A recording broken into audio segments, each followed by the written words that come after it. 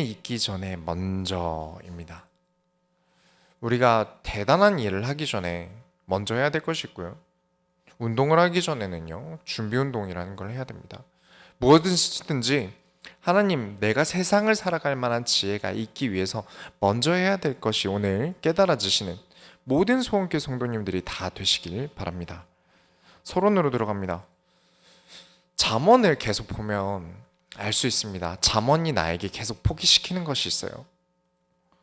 잠언이 아버지가 아들에게 들려주는 말이다 보니까요, 투박하고요, 예쁘게 말하지도 않고요, 강요도 많습니다. 어떤 사람을 아들이라고 합니까? 낳아준 사람 또는 진짜 자식과 같이 생각하는 사람에게 아들, 딸이라고 합니다.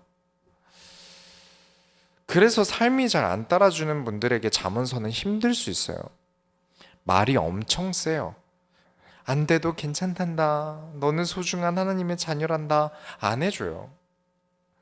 그러나 그 말 안에는요, 가르치는 사람의 간절함이 있습니다.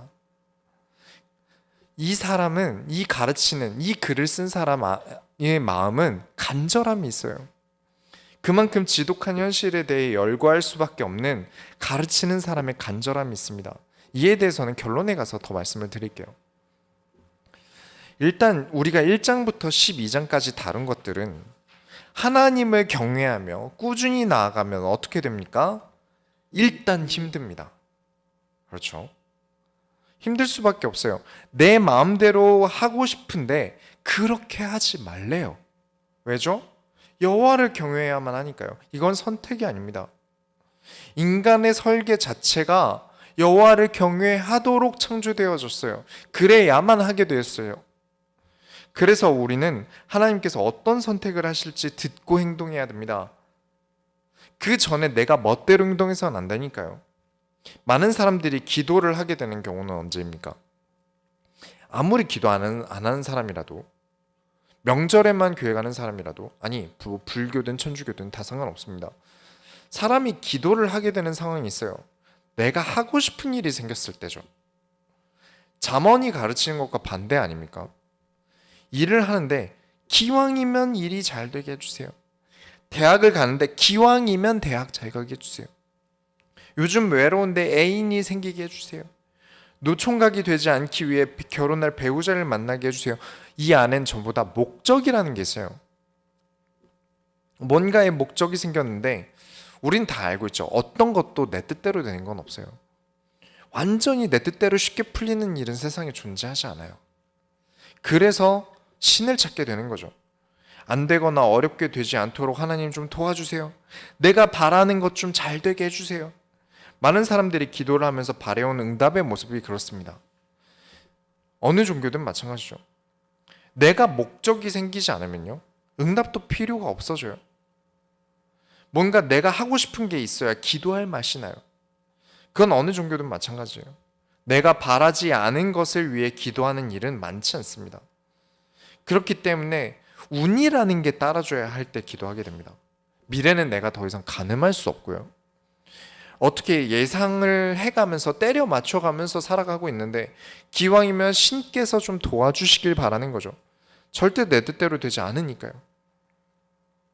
나는 좀 내가 바라는 대로 세상을 좀 쉽게 풀어나가 보고 싶어서 종교를 가지려는데 성경은 되려 나에게 네 마음대로 하지 말라고 합니다. 내가 하려는 걸 잘 되게 또는 쉽게 되도록 해주셨으면 좋겠는데 되려 나에게 많은 수고를 요구합니다. 아니 그러면 하나님은 뭐 하십니까? 뭐하러 하나님이 존재합니까? 나는 뭐하러 교회를 다니나요? 기왕이면 뭐라도 더 얹어주실 줄 알고 다니는데 그런 마음으로 교회를 다닌다면 응답이 없습니다. 하나님이 살아계신가? 라는 가장 당연한 것에 대한 질문에 대답도 여러분은 얻지 못하실 거예요. 이유가 뭘까요? 우리가 잠언을 통해서 계속 봐왔고 성경을 통해서 계속 확인했던 것입니다.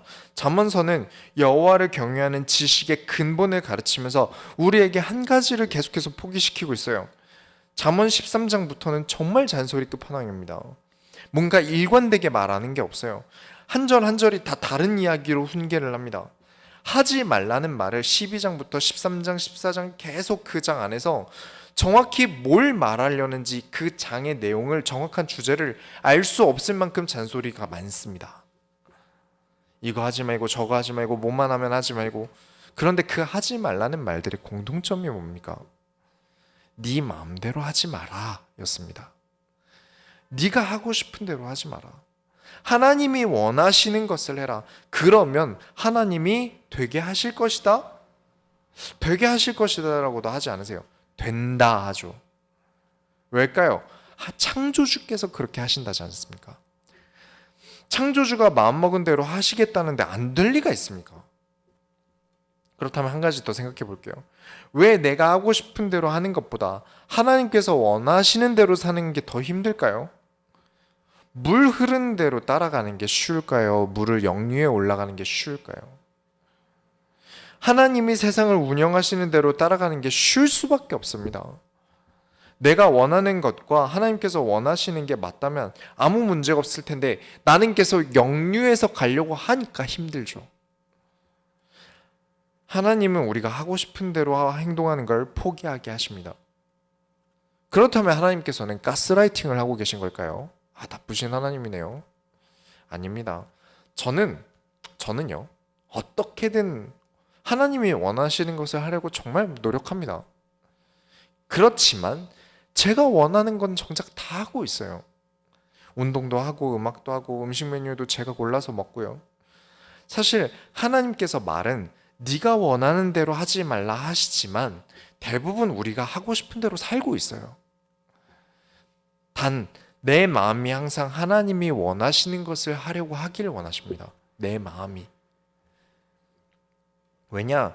결정적일 때, 정말 큰 일을 해야 할 때 하나님께서 인도하실 때 그때 우리는 인도받아야 하는데 이미 내 체질과 습관이 내 마음대로 하려는 게 있어요. 그러면 안 되겠죠. 그래서 평소에 하나님이 원하시는 것을 하려는 마음가짐을 배어있게 하시려고 하시는 겁니다. 잠언이 여러분을 포기시키는 것은 내가 하고 싶은 대로 행동하는 것을 포기시키는 것인데 그 결과는 나를 잃어버리는 것이 아닙니다. 나를 오히려 빛나게 만들기 위해서 그러세요. 오늘 이 말을 잠언을 통해서 계속해서 증명해 갈 것입니다. 말씀을 통하여 나의 인생이 하나님께 드려질 때 어떻게 되는지 확인되어지시는 모든 소원교회 성도님들이 다 되시기 바랍니다. 본론으로 들어갑니다.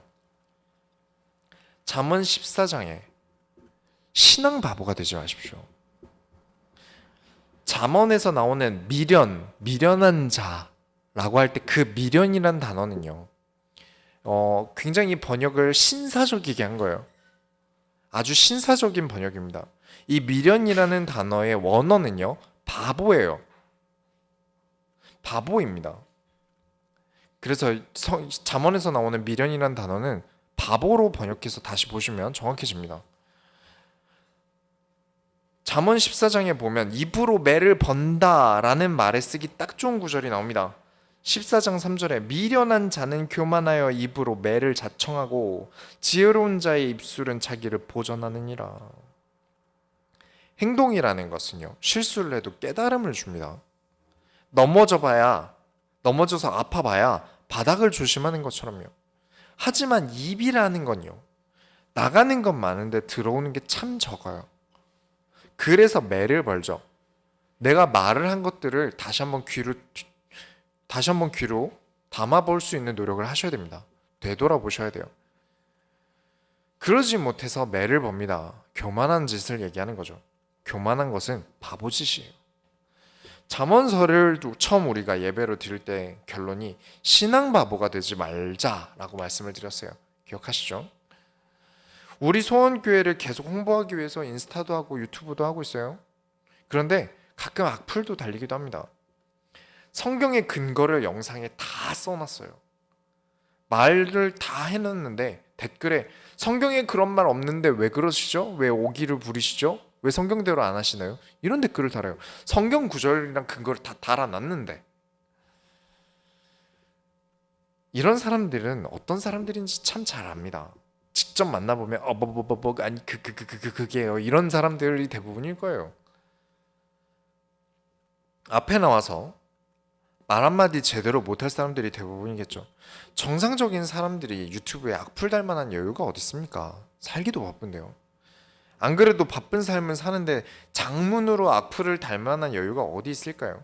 그런데 이런 악플 다는 사람들을 보면 한 가지 공통점이 있어요. 아, 이게 사람을 바보 만드는구나라는 걸 알 수 있어요. 한 가지에 꽂혀서 굉장히 편협해져 있습니다. 14장, 잠언 14장 6절에 거만한 자는 지혜를 구하여도 얻지 못하거니와 명철한 자는 지식 얻기가 쉬우니라. 하나만 알고 다 알았다는 교만한 사람들은 바보 같습니다. 내가 지금 다 안다. 내가 깨달은 게 다다. 거만해져서 내가 생각해 본 적 없는 지혜가 찾아와서 충돌을 시키면 잘못됐다고 느껴요. 전 잘못된 거야. 그래서 우리 소원교회에서는 반드시 기본적으로 가르치는 게 있습니다. 지금 내가 깨닫게 되는 것은 나에겐 큰 깨달음이나 앞으로 하나님이 주실 깨달음에는 작은 깨달음이다. 하나님은 크신 하나님이세요. 그 크신 하나님께서 나에게 작은 것들을 깨닫게 하시고 이 깨달음으로 더 큰 지혜를 얻어서 더욱 더 많은 깨달음을 얻게 하실 거예요. 하나님께서 더 나아가려는 나에게 더 큰 지식을 앞으로 더 주실 거예요. 그런데 내가 지금 다 알았다고 생각하고 더는 하나님을 알려고 하지 않는다면, 그러한 경외함이 없다면 나는 고여서 썩게 됩니다. 썩은 거예요. 바보가 됩니다. 14장 15절에 어리석은 자는 온갖 말을 믿으나 슬기로운 자는 자기의 행동을 삼가느니라. 반대 상황이죠. 꽉 막혀서 교만해져서 아무것도 듣지 않는 거나 모든 말이든 다 믿어버리는 거나, 입이 가볍고 귀가 얇고 이런 사람을 가벼운 사람이라고 하죠. 왜 이렇게 사람이 가벼워질까요? 고민이 없으면 가벼워집니다. 말도 가볍고 행동도 가볍죠. 그래서 우리 소원교회에서 웬만하면 쓰지 말라고 말씀을 드리는 게 뭐냐? 그냥이라는 단어는 웬만하면 쓰지 말라고 말씀을 드립니다. 기억하고 계시죠? 그냥이라는 단어요. 참 좋은 단어예요. 그나마 사람을 좀 덜 고이게 만듭니다. 그냥 해. 그냥 먹어봐. 그냥 써봐. 어떻게든 한 걸음을 더 뛰게 만들어주니까요. 그래서 참 좋은 단어입니다. 그런데 계속 그냥 하면 정작 늘진 않아요. 생각도 실력도 늘지 않습니다. 사람이 계속 가벼워져요. 가볍게만 알고 있게 됩니다. 고민하느라 실행하지 못하는 것은 참 안쓰럽습니다. 하다 안 되면 어떡하지? 그래, 하지 말자. 이게 될까? 선생님이 하라고 하셨는데 이게 아무 의미 없이 시간 낭비하면 어떡하지? 이게 실제로 될까? 그러면서 안 해요. 이것도 참 답답합니다. 이래서 우리가 중요하게 생각하는 게, 우리 손교에서 굉장히 중요하게 생각하는 거죠. 밸런스가 중요한 겁니다. 나는 할 것이다. 반드시 할 것이다. 그럼 어떻게 하면 될 것인가 고민해 보셔야 합니다. 그래서 특히 조심하셔야 되는 게 무엇이었죠? 지난주 말씀을 기억하셔야 됩니다. 14장 29절에 노하기를 더디하는 자는 크게 명철하여도 마음이 조급한 자는 어리석음을 나타내느니라. 급해요. 급하면 안 됩니다. 일단 생각해보고 화내도 늦지 않을 텐데 급해요. 급발진을 하는 거죠. 일단 지금 당장 화나도 고민해봐셔야 됩니다. 난 가벼운 사람이 되면 안 돼요. 어떻게 하면 일이 잘 되도록 할 것인가. 책 많이 읽는 거 엄청 좋은 겁니다. 책을 많이 읽는 거 엄청 중요한 거예요. 그러나 책에 먹히는 건 바보가 됩니다. 많이 읽으세요. 부디 많이 읽으셔야 됩니다. 하지만 먹히지 마세요. 책을 먹으셔야죠. 지식이 많다고 다 똑똑한 게 아닙니다. 마음이 조급해서 운영은 생각하지 않고 내 지식을 자랑하는 그 사람은 많이 아는 바보가 됩니다. 자, 그렇다면 급하지 않게 행동하고 고민하고 가벼운 사람이 되지 않으면 되겠네요. 그렇게 결론을 내리면 잠언서는 반밖에 깨닫지 못한 것입니다. 그렇죠? 반밖에 깨닫지 못한 거예요. 진짜 잠언서가 하는 말은 무엇이겠습니까? 우리는 급한 것, 고민하지 않는 것, 가벼운 것이 문제가 아닙니다. 의인인가 아닌가가 중요한 겁니다. 그것이 문제예요. 하나님을 두려워하며 존경하는 사람이 급하게 행동하겠습니까? 가장 먼저 되어야 되는 건 의인이 되는 거예요. 하나님을 경외하는 사람이 되셔야 됩니다. 이게 먼저예요. 그 사람은 급하게 행동할 수 없어요. 하나님이 이것을 원하시는가 고민하지 않을 수 없어요. 가벼울 수가 없습니다. 내 마음 가는 대로 내 기분 따라 행동하는 가벼운 사람이 될 수 있겠습니까? 이래서 하나님의 말씀대로 살아가는 게 무조건 맞다는 겁니다. 성경은 교회에서만 통하는 진리가 아니에요. 성경은 교회에서만 쓰는 책이 아닙니다. 세상에 통하는 진리입니다. 성경 공부하고 교회 잘 다녀도 달라지는 게 없다? 교회만 기도만 하고 아무것도 하려고 하지 않는다? 네, 그런 사람들이 있겠죠. 신앙 바보가 됩니다. 우리는 그렇게 두지 않을 겁니다. 소원교회는 절대 그렇게 두지 않을 겁니다. 교회 다니는 코스프레 기독교인이 아니라 이상한 신비한 체험을 하러 다니는 인생과 아무 상관없이 장풍을 쏘러 다니는 기독교인이 아니라 우리 소원교회는 진짜 하나님 말씀으로 살아가는 기독교인이 되시기 바랍니다. 두 번째로 잠언 16장을 보겠습니다. 내 하는 일이 잘 되려면 어떻게 해야 될까요? 16장 3절에 너의 행사를 여호와께 맡기라. 그리하면 네가 경영하는 것을 이루어지리라. 사업을 시작한 성도에게 대부분 목사님들이 많이 보내시는 구절이에요. 그리고 이 구절의 뜻은요, 내가 신앙생활 잘하면 내 사업이 잘 된다? 그런 뜻으로 보내는 것은 아닙니다. 하나님께서 경영하시는, 하나님이 오너가 되시는 회사를 만드시면 그 사업은 이루어질 것입니다 라는 뜻으로 보내드리는 거예요. 제가 개척을 하기 전에 사업과 경영 공부를 반년 정도 하겠다고 하니까 많은 사람들이 말렸어요. 아이고 목사님, 교회는 하나님의 은혜로 하는 것이지 사업으로 하시면 안 됩니다. 사업이라는 단어를 너무 나쁘게 보신 것 같아요. 아마 교회를 돈으로 보는 악한 분들이 그런 경영을 하시니까 교회 사업이라는 안 좋은 말로 넘어가서 생긴 문제예요. 제가 경영 공부를 하는 건 운영이라는 것을 배우기 위해서 배운 거였어요. 회전율과 퀄리티 둘 다 잡아야 합니다. 어떻게 하면 하나님의 말씀을 잘 효율적으로 전달할 것인가? 사람들이 좋아하는 건 무엇인가? 사람은 어떻게 다뤄야 하는 것인가? 교회의 재정이나 비품 관리 등은 어떻게 할 것인가? 외부 홍보는 어떻게 할 것인가? 배우기 위해서였어요. 잠깐 해서 될 게 아니기 때문에 지금도 틈틈이 영상이나 책으로 또는 사람을 만나서 배우고 있습니다. 특히 교회가 운영이 정말 중요한 건요, 교회는 악인도 올 수 있어요. 그렇죠? 누구나 올 수 있는 곳이 교회입니다. 여기에 조직폭력배도 올 수 있고요, 양아치도 올 수 있고요, 정신병자도 올 수 있고요, 완전 철없는 10대도 올 수 있고요, 등등. 교회는 사람이 많아질수록 여러 종류의 사람들이 끼어듭니다. 그런 사람들을 어떻게 해야 할지도 공부해야 하고요.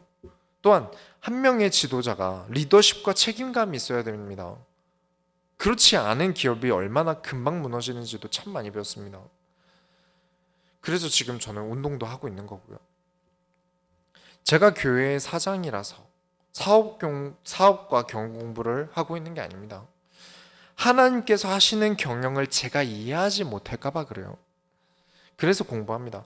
하나님께서 교회를 쓰시려는데 저의 무능함이 걸림돌이 되고 싶지 않아서 그렇습니다. 사업을 하게 되신다면요, 이 사업을 하나님이 운영하시는데 내가 그 운영에 걸림돌이 되지 않기 위해서 내가 더 하나님 앞에서 많은 공부를 하고 노력을 하셔야 합니다. 물론 하나님은 하실 수 있으십니다. 얼마든지 하실 능력이 있는 분이십니다. 저와 상관없이 능치 못하실 일이 없는 분이세요. 그와 상관없이 하나님께 대한 제 마음이 그렇습니다. 하나님은 넘어지지 않으시는데 제가 넘어지기 때문에 그렇습니다.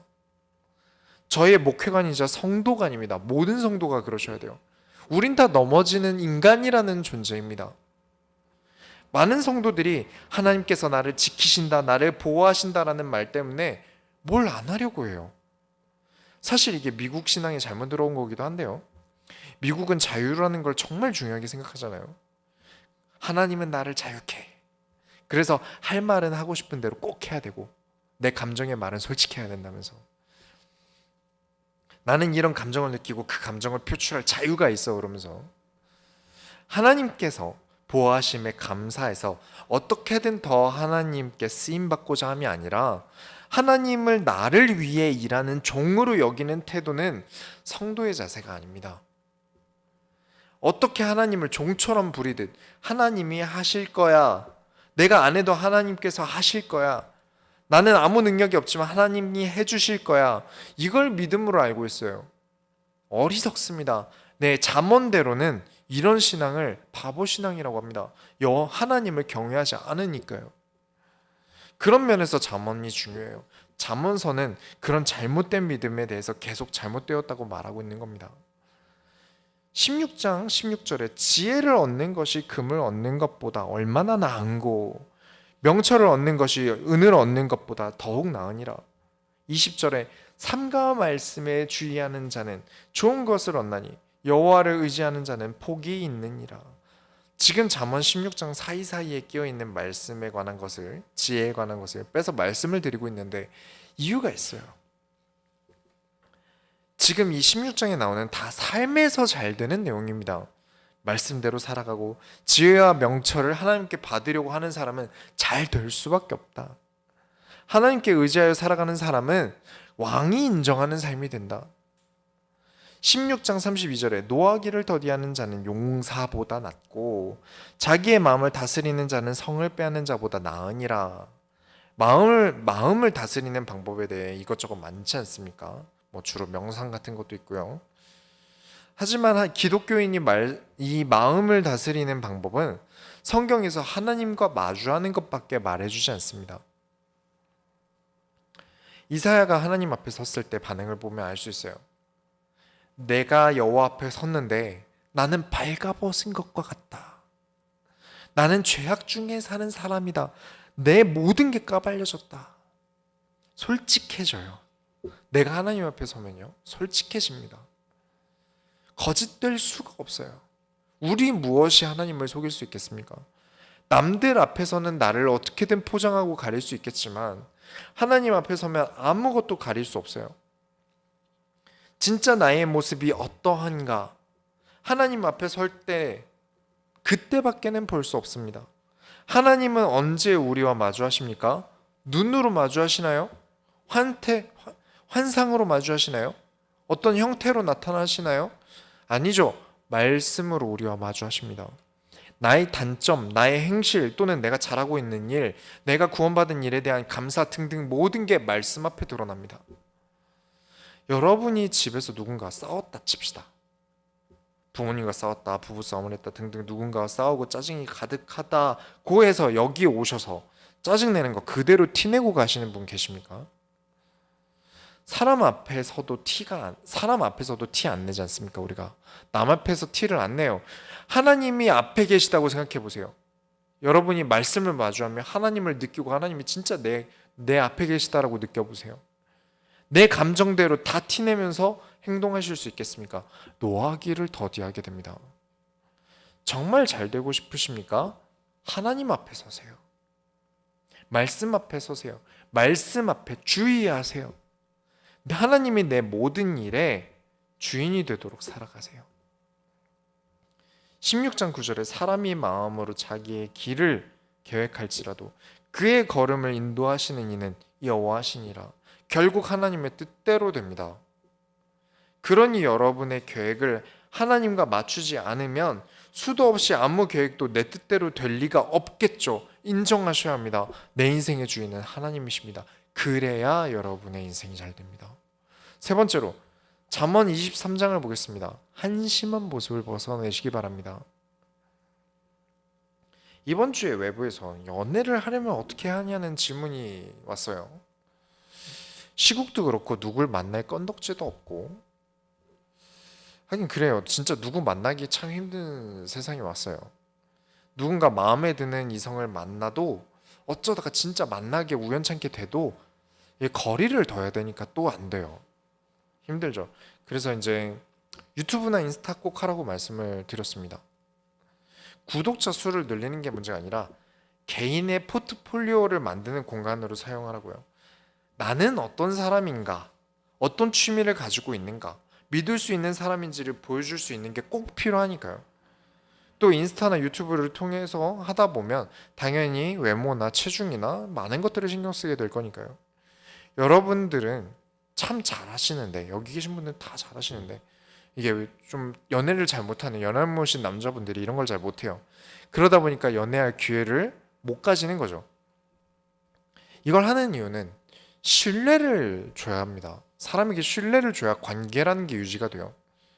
관계라는 건 신뢰를 통해 쌓아가는 거고, 신뢰를 통해 더 가까이 가는 거예요. 믿을 만한 사람인가, 정신과 마음, 신체가 건강한 사람인가를 보여줘야죠. 그것부터 안 되고 어떻게 하면 연애하지를 고민합니다. 왜 이 말씀을 드리냐면 23장 29절부터 30절을 보면 재앙이 네게 있느뇨, 근심이 네게 있느뇨, 분쟁이 네게 있느뇨, 원망이 네게 있느뇨, 까닭 없는 상처가 네게 있느뇨, 붉은 눈이 네게 있느뇨, 술에 잠긴 자에게 있고 혼합한 술을 구하러 다니는 자에게 있느니라. 성경은 술을 마시지 말라고 하지 않습니다. 술에 잠긴 자가 되지 말라고 하죠. 늘 술에 잠기는 게 문제예요. 사람이 건강하고 취미도 건강하고 술을 마셔도 적당히 마실 줄 알고 그런 믿을 만한 사람이 아니라 툭하면 난 망했어, 근심밖에 없어, 분쟁밖에 없어, 요즘에 누가 또 내 욕을 하는데, 요즘 내가 또 누구랑 싸웠는데, 맨날 정치가 어떻고 나라가 문제고 원망만 하고 까닭 없는 상처가 맨날 툭하면 주변 사람들에게 아무 짓도 안 했는데 상처받고, 누가 그 사람을 신뢰하겠습니까? 30절을 보면 혼합한 술이 뭐죠? 칵테일 혹은 폭탄주겠죠. 이때도 역시 섞어서 마시는 조합이 무엇인가 고민해 본 흔적이 있습니다. 주변 사람들에게 신뢰가는 사람이 아니라 놀러만 다니고 게임만 하고 술만 퍼먹고 그런 사람이 되어선 곤란하겠죠. 이성뿐만 아니라 그냥 친구라도 누가 계속 만나주겠습니까? 나를 이용해 먹으려는 사람, 내 간이라도 빼가려는 사람 빼고는 아무도 날 좋아하지 않게 될 거예요. 23장 19절에 내 아들아 너는 듣고 지혜를 얻어 내 마음을 바른 길로 인도할지니라. 지혜를 얻어 네 마음 가는 대로 잘해라? 지혜를 얻어서 네가 하고 싶은 거 잘 되라? 아니죠. 네 마음을 바른 길로 인도해라. 많은 청년들도 그렇고 청소년들도 그렇고 아이를 둔 부모도 그렇고 결국 재밌는 얘기라는 건, 제일 재밌는 얘기는 연애 얘기고 관심사도 연애고 그렇지 않습니까? 이런 연애 상담을 많이 해주다 보면 이제 연할못 남자분들에게 이런 얘기를 많이 들어요. 여자들은 돈 많은 사람을 좋아해요. 여자들은 잘생긴 남자를 좋아해요. 그러면서 여성분들을 탐욕만 넘치는 나쁜 사람으로 말을 해요. 진짜 그때는 너무 한심해서 진심으로 얘기합니다. 그 여자애들이 너를 좋아할 만한 이유는 그럼 있어? 라고 물어봐요. 있다면 얘기해봐라. 그러면 뭐라고 대답을 하는지 아십니까? 저는 복음이 있어요. 가불기를 써요. 여기서 많은 사역자들이 대답을 잘 못합니다. 하지만 저는 합니다. 진짜 복음 가진 사람이 그렇게 미래가 안 보이게 자기 관리 안 되는 모습으로 교회를 오진 않을 겁니다. 배는 계속 나와, 나이는 먹어가는데 할 줄 아는 건 계속 없어. 주변 사람들 조언은 듣지 않고 맨날 놀고 싶어만 해. 이 사람과의 미래가 상상이 안 가는데 어떻게 만나주겠습니까? 어떻게 하면 여자애들이 나를 좋아할까? 이에 대한 대답을 만들기 이전에 내가 여성분들이 싫어할 만한 것부터 하지 말아야죠. 이악 물고 하고 싶은 대로 할 거면서 여자애들은 다 육신적이라느니, 내면을 보지 않는다느니. 뭐 또 그렇게 보면요, 또 진짜 돈만 보는 여성분들도 있긴 합니다. 많이 보긴 했어요. 이걸 얼굴값 한다고 하는데, 남자는요 미래를 보고 만나야 합니다. 이 사람이 미래를 개척해 나가는 사람인가를 보고 만나야 돼요. 20대 때부터 돈이 많은 사람이 세상에 몇 명이나 있겠습니까? 눈만 잔뜩 높아져서 시기를 놓치면 인생 종칩니다. 괜찮은 남자들 다 보내고 혼자 남아요. 성경에 어떤 여자를 만나라, 어떤 남자를 만나라 이렇게 세세하게 다루지 않습니다. 분명 성경이 써진 시대에도 연애 얘기가 제일 재밌었을 텐데 다루지 않아요. 이유가 있겠죠. 진짜 하나님의 말씀 가지고 사는데 어떻게 멋있지 않을 수 있습니까? 툭하면 저는 복음 가졌어요라고 퉁치는데, 저는 성경을 볼 때마다 성경대로만 살 수 있다면 그 사람은 뭐든지 해낼 수 있는 사람이라고 봅니다. 성경이 말하는 대로 살아가는 사람이라면요, 깊이도 다르고요, 행실도 다르고, 그렇다고 지식을 뽐내지도 않고 술도 적당히 할 줄 알고 계속 지혜롭고자 하고, 다루지 않았지만 잠언에는 아내에 대한 이야기도 나옵니다. 다른 아내 들일 생각 말고 젊어서 취한 아내를 기뻐하라고 되어 있어요. 한 사람만 바라보는 믿을 만한 사람이죠. 성경대로 한다면 한 명의 인간으로서 하자가 없어요. 신에 비해서는 한참 못 미치고 한참 모자라겠지만 인간이라 그래도 한 사람의 인간으로서는 하자가 없어요. 말씀대로 살아가는 사람이라면요. 왜 신앙생활 실컷 해놓고 왜 바보처럼 삽니까? 멋있게 살다 가야죠. 왜 본론 세 번째에서 이렇게 연애 얘기를 하고 있냐면, 잠언 23장은 아버지가 아들에게 하는 잔소리예요. 특히 많아요. 솔로몬이 잠언을 언제 썼는지 알 수 없습니다. 정확한 시기는 알 수 없지만 한 가지 확실한 건 알 수 있죠. 하나님을 경외하는 지혜로 살아가던 솔로몬이 더 이상 하나님을 경외하는 지혜를 버리고 고여서 그 순간 무슨 짓들을 했는지 우리 성교 성도님들은 어느 정도 알고 계시죠. 솔로몬의 아내만 300명, 첩이 700명입니다. 그리고 이 아내들도 다 외국에서 전략 결혼으로 데려온 거예요. 그 외국에서 데려온 아내들이 싹 다 이방신을 섬기겠다고 하니까 솔로몬이 하나님의 집인 예루살렘에 우상 신전을 세워줍니다. 뭐 대충 초가집 지어줬겠습니까? 다 이방 국가의 공주, 권력자의 딸들 막 이런 사람들인데요. 그래서 백성들이 너무 힘들었나 봐요. 백성들이 솔로몬 때문에 너무 힘들어서 성경 기록에 솔로몬이 백성들을 매로 다스렸다까지 써 있어요. 돈과 권력 때문에 하던 행동 때문에 더는 그 삶이 여호와를 경외함이 없는 삶을 살아요. 그때 솔로몬이 망했습니다. 이전에 잘했던 거 아무것도 아니게 될 만큼 나라를 박살내 버렸어요. 전에 말씀드렸죠. 우리는 솔로몬을 지혜의 왕으로 기억을 하지만 유대인은 솔로몬을 나라를 두 쪽 낸 왕으로 기억합니다. 그런 짓을 한 사람이 후회를 하면서 이 잠언서를 썼는지, 알고도 고여버린 탓에 잠언서를 쓰고 난 다음에 망했는지 알 수 없지만 한 가지는 확실합니다. 저와 여러분이 내 마음대로 살고 하나님을 버리는 그 순간부터 우리의 모습은 참 꼴보기 싫은 모습으로 전락합니다. 보잘것없고요, 바보 같고요, 가볍고요, 한심해질 거예요. 여러분의 가정이, 다른 사람은 몰라도요, 여러분의 가정이 여러분을 한 사람의 한심한 사람으로 기록하게 될 것입니다. 물론 당연히 흔들리는 타이밍이 옵니다. 내가 믿음대로 하는 게, 하나님 말씀대로 살아가는 게 손해 같아지는 타이밍은 올 겁니다. 그때 선택을 잘하기 위해서 우리는 평소에 내가 하고 싶은 대로 사는 걸 포기하고 하나님이 원하시는 대로 내 삶을 살아가려고 하는 겁니다. 결론을 내리겠습니다. 잠언 24장에 때로는 전쟁과 같은 신앙. 결국 잠언이 여러분을 포기시키는 것은 내가 하고 싶은 대로 행동하는 것을 포기시키는 것인데, 그 결과는 나를 잃어버리게 되는 것이 아니라 나를 빛나게 만드는 거예요. 지난주 설교 중에 12장 1절에 훈계를 좋아하는 자는 지식을 좋아하거니와 징계를 싫어하는 자는 짐승과 같으니라. 사람이 짐승과 같아져요.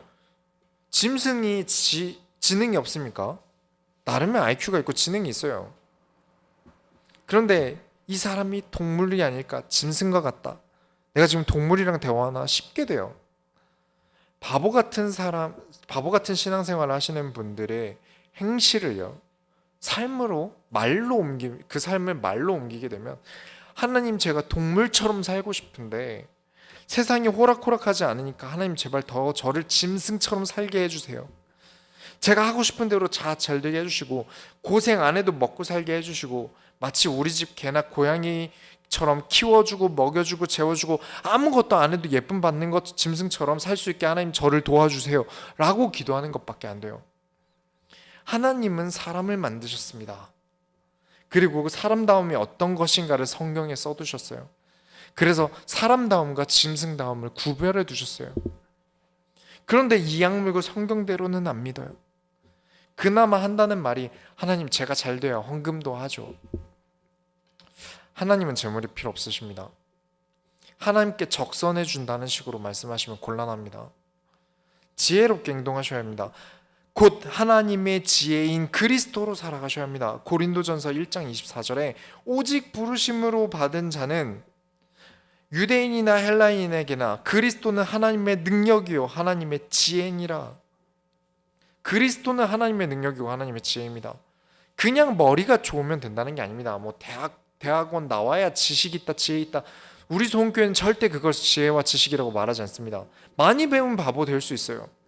교회 밖에서 가르치는 지식은 모두 교회 안에서의 가르침을 이해하기 위해 존재합니다. 하나님을 알고자 함으로 우리의 높아진 수준으로 다시 한번 잠언 24장 3절부터 4절에 집은 지혜로 말미암아 건축되고 명철로 말미암아 견고하게 되며 또 방들은 지식으로 말미암아 각종 귀하고 아름다운 보배로 채우게 되느니라. 잊지 마세요. 절대 그냥 채워주시는 법 없습니다. 지혜로 말미암아 세워지고 지식으로 말미암아 채워집니다. 그러니 포기하세요. 절대 우리가 날로 먹을 수 있는 세상을 하나님 만드신 적 없습니다. 계속 어린아이인 상태로, 지능이 어린아이인 상태로, 짐승과 다를 바 없는 상태로 그래도 그렇게 살아도 될 만큼 세상은 만만하지 않습니다. 24장 5절부터 6절에 지혜 있는 자는 강하고 지식 있는 자는 힘을 더하나니 너는 전략으로 싸우라. 승리는 지략이 많음에 있느니라. 굉장히 오늘 설교가 이렇게 때리는 설교 같고 비난적이고 무섭고 매섭고 말도 날카롭고 죄송합니다. 근데 잠언서가 그래요. 우리는요 정말 전쟁과 같은 삶을 삽니다. 우린 항상 싸워야 돼요. 직장에서나 상사나 후배와 머리싸움도 해야 되고요. 내 가정도 지켜야 되고요. 누군가에게 우습게 보이지 않기 위해서 노력해야 합니다. 여러분은 하나님 나라를 위해 싸우고 계신 분들이에요. 전략으로 싸우셔야 합니다. 가정에서는 가정에 하나님 나라가 임하도록 지금 좀 뭐가 짜증나도 말씀대로 하자. 당장 내 기분 나와도 혹은 좀 재수없다는 소리 들어도 니만 하나님 자신이냐 말 들어도 그래도 하나님 말씀대로 하자. 직장과 사업이 너무 불균형 속의 연속이라면 하나님께서 이곳의 주인이 되어달라 기도하셔야 합니다. 그래야 일이 되죠. 전략적인 겁니다. 하나님이 하셔야 일이 되죠. 내가 할 수 있는 일이 있다면, 내가 할 수 있는 일이라면 아무 문제 안 됐겠죠. 내가 고민할 필요가 있습니까? 내가 잘할 수 있다면 아무 문제 없겠죠. 내가 할 수 없다는 것을 빨리 인정하고 하나님께서 운영하셔야 합니다. 하나님께서 오너가 되셔야 돼요. 주인이 되셔야 합니다. 우리 소원교회는 언제나 교회에서 끝나는 신앙생활이 아닙니다. 삶에 연결되는 신앙생활을 추구합니다. 연애 얘기는 아무래도 여성분들이 좋아하실 얘기였으니까 지금은 남자분들이 좀 좋아할 만한 예시를 들자면 펜싱이나 일본 검술이나 지금까지도 사랑을 받는 데는 이유가 있습니다. 다른 나라는 검을 전쟁을 위해 배웠어요. 그래서 진짜 전쟁에 대한 검술을 배웠어요. 그런데 독일, 이탈리아, 일본 이런 곳에서는 평소에 아무 검이나 차고 다녔어요. 막 사람들이 그냥 칼을 차고 돌아다닌 거예요. 뭔가 국가 법에 의해서 뭐 허가를 받고 차고 다니는 게 아니라 그냥 다 칼을 차고 다녔어요. 그러다 보니까 위험하죠. 삶이 되게 위험했어요. 그러다 보니까 운동용, 건강용이 아니라 실생활에서 목숨 걸고 사용하는 일이 비일비재하다 보니까 엄청 발전해 버린 거예요. 그럼요, 내가 실패하면 죽어요. 내가 한 번의 실수로 죽을 수 있어요. 그러다 보니까 각 천재들이 문파도 만들고 길드도 만들고 도장을 차리고 목숨을 건 경쟁에서 급속도로 발전한 거죠.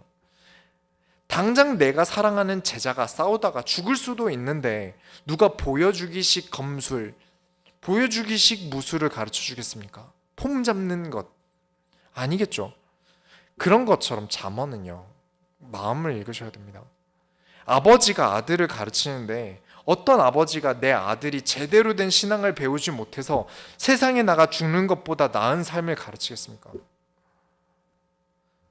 그래서 죽기 살기로 잔소리를 따박따박 안 쉬고 지금 잠언서에서 하고 있는 겁니다. 진심이라서 그래요. 그래서 우리 소원교회는 삶을 위한 신앙을 가르칩니다.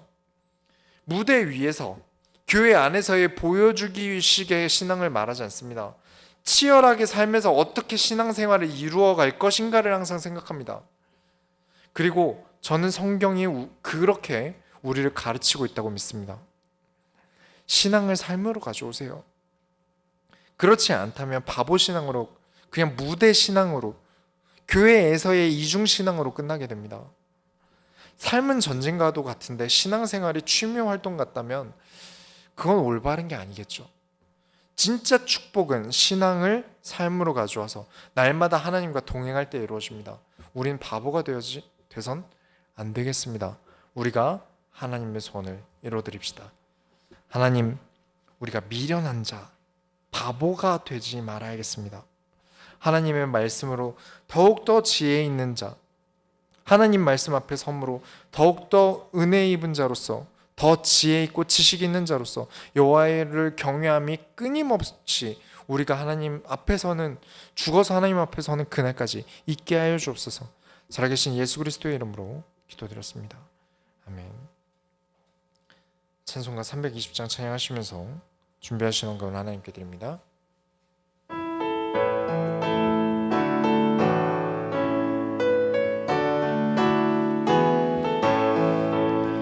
우리 죄를 정케 하사 주의 일꾼 삼으신